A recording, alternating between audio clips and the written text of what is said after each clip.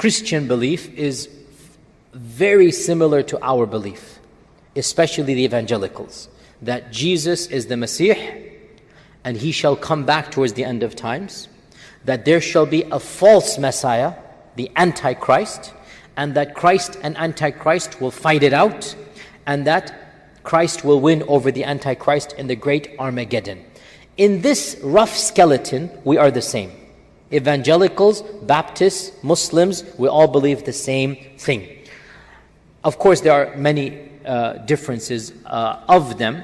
We do not have this as an explicit mention, but they do. And that is that this will only happen when the Bani Israel are gathered in the Holy Land. Okay, this is the belief of evangelicals, that Jesus will only come back when all of the Bani Israel are gathered in the Holy Land. And therefore, because they want to see their Lord and Savior, they are eager to bring the Bani Israel to the Holy Land.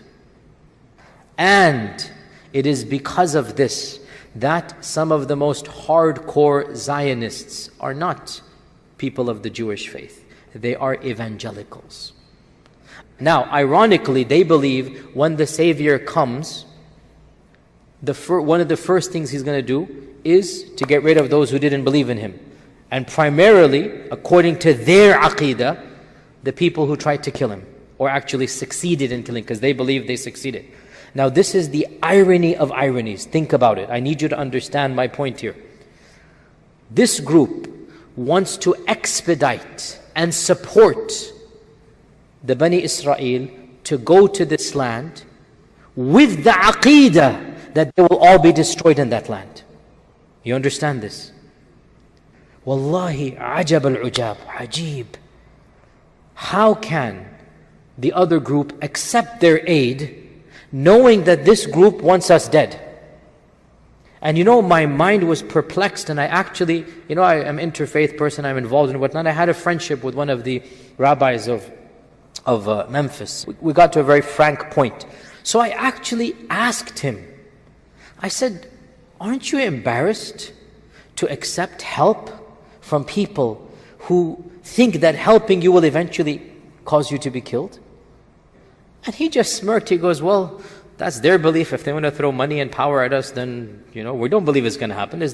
Basically, he said in a nutshell, if they're foolish enough to believe it, that's their business. We're going to still accept their power and help. So we have to understand this point, O Muslims. The people who are supporting this guy in the White House, right? This whole move to Jerusalem, the capital, whatnot, this is all a tactical decision. He might be a blabbering idiot, but he is a tactical blabbering idiot. He knows what he's doing. He is feeding his base. He's giving them the scraps from the table. Why is he doing this? He knows his base is evangelical. He knows this people, they want him, and so they feed him this stuff to do what?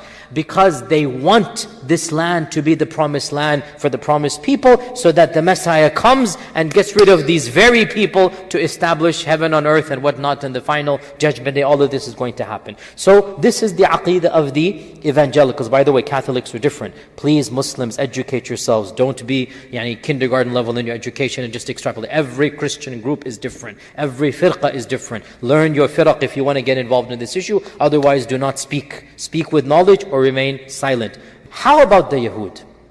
How about the Yahud? What is their belief in the Messiah? And why is our Prophet ﷺ saying that the majority of the followers of Dajjal will be from that group? Well, in Jewish eschatology, the term Messiah, it refers specifically, they do have this aqidah, and it refers to a future king from the line of David. The Masih in their aqidah is called the King Masih, Malach Mashiach, because for them, the Masih is a political figure, not a religious reformer.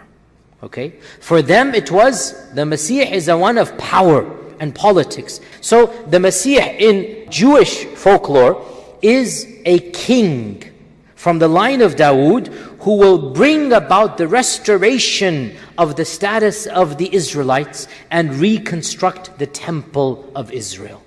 Okay? So they do believe in the Masih as a political figure, and who will bring back the kingdom of who? of Dawood. And this has been a mainstream of ancient, medieval, and even some modern Jewish movements, as we're going to come to right now. And that is why, dear Muslims, when the Messiah Isa came and he began preaching to the Bani Israel and he claimed he was the Messiah, the Yahud did not care about a Messiah that's a spiritual reformer. They wanted a Messiah who is what? Who is a king.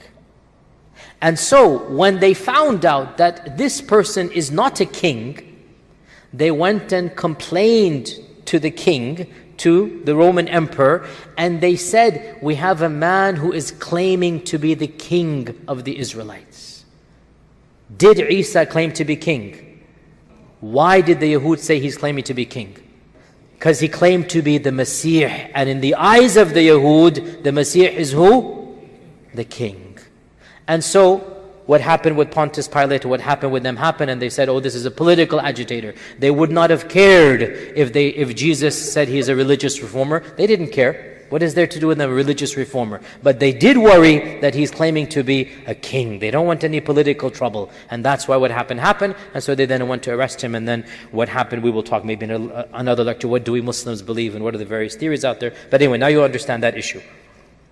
Now the issue we need to come back to is that belief in the advent of the Messiah was a mainstream of Jewish theology, and for them the Messiah will bring back the power and the izzah of the kingdom of David that used to be. And therefore all of their history that they consider to be the greatest Jewish mind, and that is the Jewish theologian, the most famous in the history of Judaism, Musa ibn Maymun, Maimonides, memorize this name. This is the single greatest intellectual of Jewish history completely. They call him the chief rabbi, Rambam. And he is the first and most important Jewish figure to write a book of Aqidah.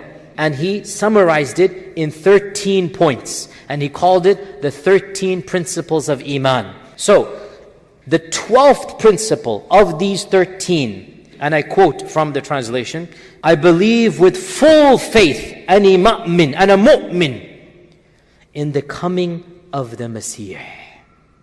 This is in the Aqidah of Maimonides, which is the standard Aqidah of the Jewish peoples up until our times.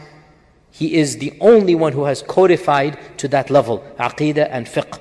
I believe with full faith, yaqeen, certainty in the coming of the Messiah.